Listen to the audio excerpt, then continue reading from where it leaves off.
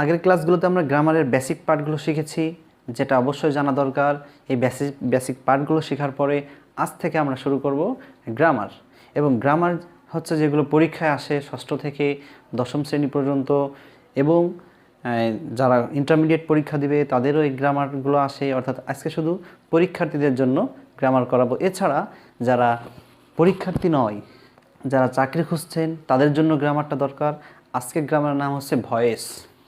অর্থাৎ আজকে এই যে ভয়েস যে শেখাবো, এই ভয়েসটা আমরা ছোটোবেলা থেকে যেভাবে শিখে এসেছি, আমরা জানি যে ভয়েস শিখতে গেলে প্রথমে আমাদের টেন্স শেখার প্রয়োজন হয়।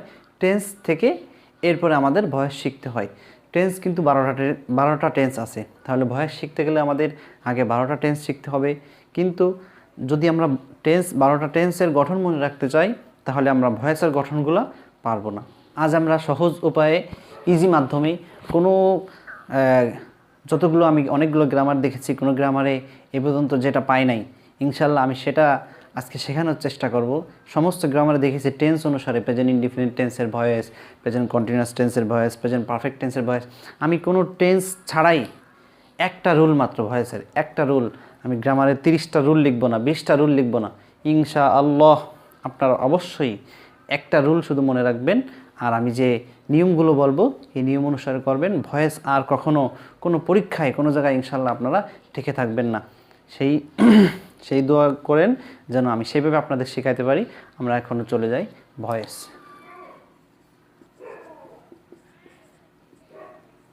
যাকে বাংলায় আমরা বিভিন্ন গাইডে বিভিন্ন জায়গায় লেখা দেখি বাচ্চ, বাংলায় কী বলে সেটা জানার দরকার নেই। ভয়েস হচ্ছে দুই প্রকার, একটা হচ্ছে অ্যাক্টিভ ভয়েস আর একটা হচ্ছে প্যাসিভ ভয়েস। এ হচ্ছে কর্মঠ, এ হচ্ছে অলস। ভয়েসের দুটা সন্তান, একজন হচ্ছে কর্মঠ, একজন হচ্ছে অলস। একটা হচ্ছে অ্যাক্টিভ, একটা হচ্ছে প্যাসিভ। ভয়েস শিখতে গেলে আমরা শুধু কয়েকটা স্টেপ মনে রাখবো, কয়েকটা পদক্ষেপ আমরা মনে রাখবো, তাহলে ভয়েসটা আমরা পারবো। তো ভয়েসের যে একটাই গঠন, যে ভয়েসের মূল গঠন কিন্তু একটাই, সেই গঠনটা আমি লিখতেছি।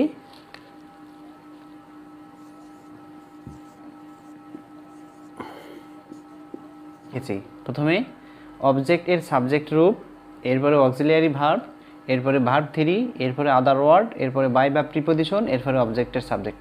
এই গঠনটা আপনারা আগে লিখে নিন। এটা যদি আপনারা পরিপূর্ণভাবে মুখস্থ রাখতে পারেন, তাহলে আপনাদের ভয়েস অটোমেটিক্যালি হয়ে যাবে। আমি আর কোনো রুল লেখাবো না, একটাই মাত্র রুল এই ভয়েসের। এই রুলটা আপনারা খাতায় উঠাই নিন। আমি 5 সেকেন্ড পরে আসতেছি।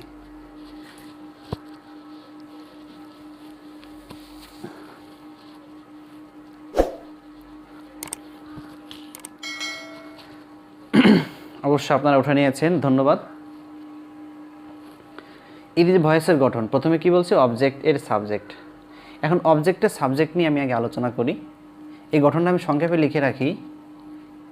Subject plus auxiliary verb plus verb 3 plus other word plus by plus subject. অর্থাৎ সংক্ষেপে লিখে রাখবেন, আপনারা মনে রাখবেন। এই সাবজেক্ট লিখেছে, এটা হচ্ছে অবজেক্টের সাবজেক্ট। এরপরে লিখেছে অক্সিলিয়ারি ভার্ব, এটা হচ্ছে অক্সিলিয়ারি ভার্ব। এরপরে ভার্ব 3 লিখেছি। এরপরে আদার ওয়ার্ড লিখেছি। বাই বা প্রিপোজিশন, আমি শুধু বাই লিখেছি। সাবজেক্টের অবজেক্ট এস লিখে রেখেছি। এই গঠনটা এখানে সংক্ষেপে মনে রেখেন। তাহলে আমাদের প্রথম যে কাজ,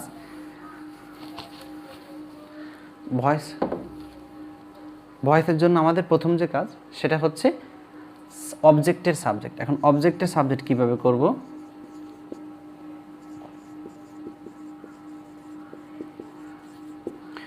আমি আগের ক্লাসগুলোতে, আমার 2 নম্বর ক্লাসে অবজেক্টের সাবজেক্টের জন্য সুন্দর একটি নিয়ম দেওয়া আছে এবং সেখানে অবজেক্টের সাবজেক্ট দেখানো হয়েছে।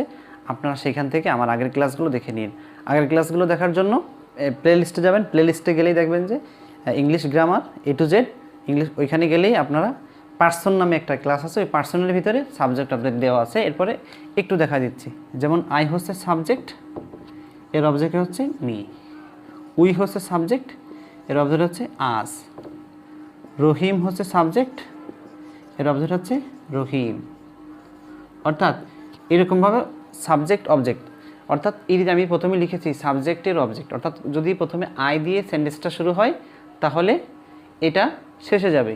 আর অবজেক্ট কোথায় আছে, যদি আই থাকে তখন সাবজেক্টের অবজেক্ট হবে কীভাবে, মি হবে। এরপরে উই থাকলে আজ, উই হচ্ছে সাবজেক্ট, অবজেক্ট হচ্ছে আজ। যদি কোনো সেন্টেন্সের শেষে আজ থাকে তাহলে এটা হচ্ছে অবজেক্ট, এর অবজেক্টের সাবজেক্ট যদি করতে হয় তাহলে উই লিখতে হবে। যদি কোনো সেন্টেন্সের প্রথমে উই থাকে তাহলে এই শেষেরটারে সাবজেক্টকে অবজেক্ট করতে হবে, তাহলে উইয়ের অবজেক্ট হচ্ছে আজ। এরকমভাবে সাবজেক্ট আর অবজেক্টটা চিনতে হবে। আমার আগের ক্লাসটা দেখলে আপনাদের কোনো সমস্যা থাকবে না, এই জন্য আমি বিস্তারিত এখানে আলোচনা করলাম না।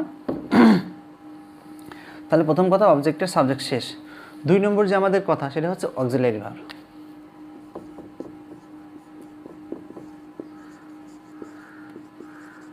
দেখেন আমি এখানে কোথাও কিন্তু টেন্সের কথা লিখিনি, আমি যে গঠনটা লিখেছি সাবজেক্ট, এরপরে অক্সিলারি ভার্ব, এরপরে ভার্ব 3, এরপরে আদার অর, এরপরে বাই, এরপরে সাবজেক্ট। এখানে কিন্তু আমি কোথাও বলি না এখানে টেন্সের ব্যবহার হবে, একটু বোঝার চেষ্টা করেন। আবার 2 নম্বর যে 1 নম্বর শেষ, 2 নম্বর হচ্ছে অক্সিলারি ভার্ব। এখন অক্সিলারি ভার্ব কি, অ্যাক্টিভ এবং প্যাসিভ। অ্যাক্টিভে যদি ভার্ব 1 হয় যেমন ভার্বের প্রেজেন্ট ফর্ম হয়, তখন প্যাসিভে অক্সিলারি ভার্ব কী হবে, অ্যাম, ইজ, আর। যদি অ্যাক্টিভে ভার্ব 2 হয় মানে ভার্বের পাস্ট ফর্ম হয়, তখন কি হবে, ওয়াজ, wire.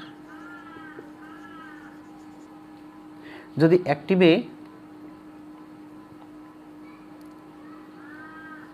B plus verb ING হয়, বি প্লাস ভার্ব আইএনজি কি, বি ভার্ব।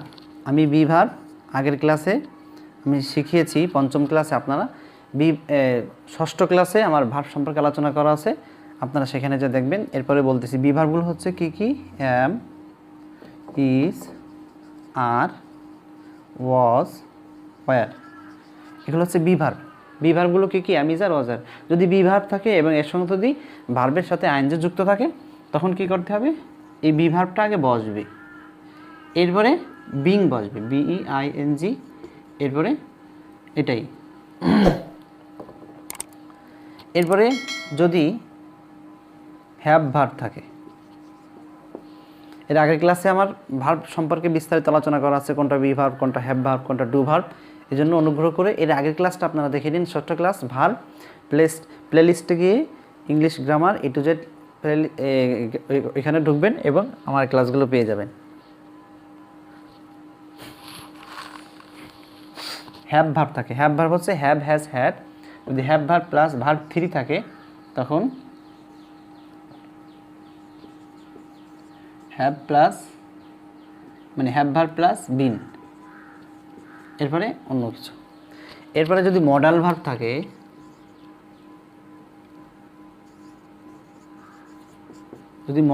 থাকে, তাহলে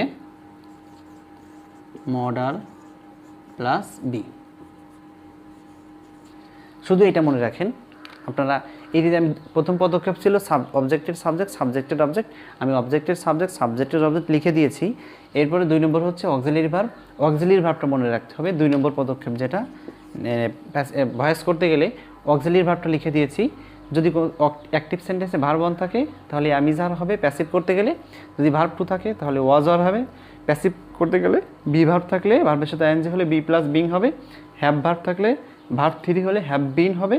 এরপর মডাল ভার্ব থাকলে মডালের পরে শুধু বি হবে। এটা আপনারা 5 সেকেন্ডের মধ্যে লিখে নিন।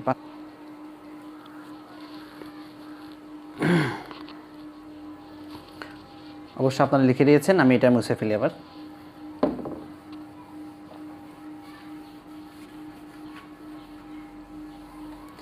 তিন নম্বর পদক্ষেপ যেটা ভার্ব 3। ভার্ব 3 তো আমরা জানি একটা ভার্বের 3টা ফর্ম হয়, যেমন কাম,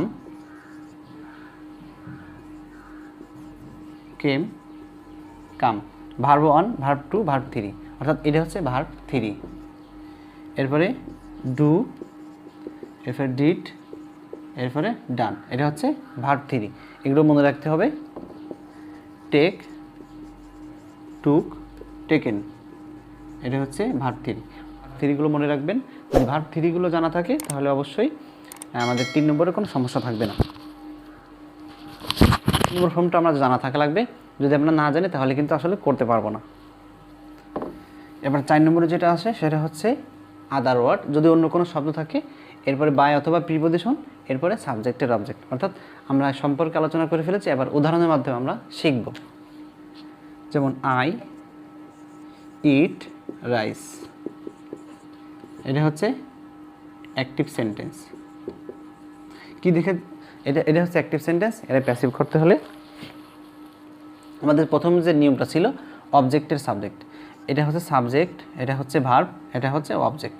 অবজেক্ট কোনটা আছে? রাইস। তাহলে রাইস যেহেতু নাউন, এর সাবজেক্ট রাইসই হবে। এরপর আমি লিখেছিলাম 2 নম্বরে অবজেক্টের সাবজেক্ট যেহেতু করে ফেলছি, আমাদের অবশ্যই অক্সিলিয়ারি ভার্ব লাগবে। তাহলে আমাদের দেখতে হবে এটা কোন ভার্ব। যেমন ইটটা হচ্ছে ভার্ব অন, অর্থাৎ ইটটা হচ্ছে ভার্বের প্রেজেন্ট ফর্ম, অর্থাৎ ইটটা হচ্ছে ভার্ব অন। তাহলে ইট যদি ভার্ব অন হয়, তো একে যদি আমরা ইটটা হচ্ছে ভার্ব অন, আমি লিখেছিলাম ভার্ব অন থাকলে অ্যাম ইজ আর হবে। তাহলে এখানে রাইস হচ্ছে সিঙ্গুলার, এর সঙ্গে কী হবে? ইজ। এরপরে ভার্ব 3, গঠন অনুসারে ভার্ব 3 ইটেন, এরপরে বাই, এরপরে সাবজেক্টের অবজেক্ট। তাহলে আই হচ্ছে সাবজেক্ট, এর অবজেক্ট হচ্ছে মি। আমাদের অ্যান্সারটা হয়ে গেল।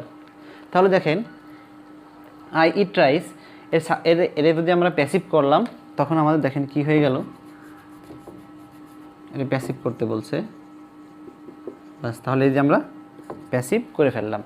অবজেক্টের সাবজেক্ট রাইস, এরপরে সাবজেক্টের অবজেক্ট মি, এই দুইটা বসালাম। মাঝে শুধু তো ইটটার আমরা কী করলাম দেখেন, ইটের জায়গা ইট যেহেতু ভার্ব অন, তাহলে আমরা অক্সিলিয়ারি ভার্ব ইজ আনলাম, এরপরে ভার্ব 3 ইটেন, এরপরে বাই, এরপরে মি। তাহলে আমাদের প্যাসিভ হয়ে গেল। দেখেন এই যে আমরা একটা প্যাসিভ করেছি, এখানে কিন্তু কোনো টেন্সের ব্যবহার হয়নি, অর্থাৎ এই কথাগুলো মনে রাখবেন। যেমন আমি এই সেন্টেন্সটা আবার যদি লিখি, আই এট রাইস, এটা যদি আমরা প্যাসিভ করতে চাই তাহলে অবজেক্টের সাবজেক্ট, অবজেক্ট কি আছে? রাইস। আবার একই মতো রাইস বসাই। এখন দেখেন এখানে ভার্বের অন ছিল, এখানে আছে ভার্বের টু। তাহলে অবশ্যই আমি লিখেছি ভার্ব ওয়ান হলে am is her, R verb 2 হলে ওয়াজ ওয়ার। তাহলে রাইসের সঙ্গে ওয়াজ হবে, রাইস ওয়াজ, এরপরে EATEN ইটেন, এরপরে বাই, এরপরে মি, বাস। অর্থাৎ এই ভার্বের তারতম্য, যদি ভার্ব অন হয় তাহলে অ্যাম ইজ হার, ভার্ব 2 হলে ওয়াজ ওয়ার। এরপরে বাক্য লিখি, he is telling lie a story, এটা যদি প্যাসিভ করতে হয় তখন আমাদের কি করতে হবে? অবজেক্টের সাবজেক্ট, অবজেক্ট হচ্ছে এ স্টোরি, এরপরে এ স্টোরি অবজেক্টকে সাবজেক্ট করলাম। এরপরে দেখতে হবে আমাদের কি আছে এখানে, এটা হচ্ছে বি ভার্ব। ইজটা কি ভার্ব? Be verb. ইজটা হচ্ছে বি ভার্ব।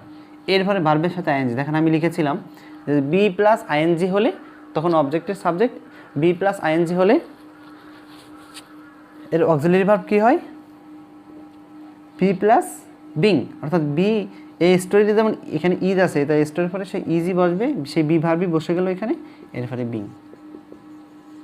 এরপরে টোল্ড ভার্ব 3, টেলের ভার্ব 3 কি? টোল্ড। এরপরে বাই, এরপরে হি থাকলে হির অবজেক্ট হচ্ছে কি? হি। তাহলে এটা হয়ে গেল। নেক্সটে যাই।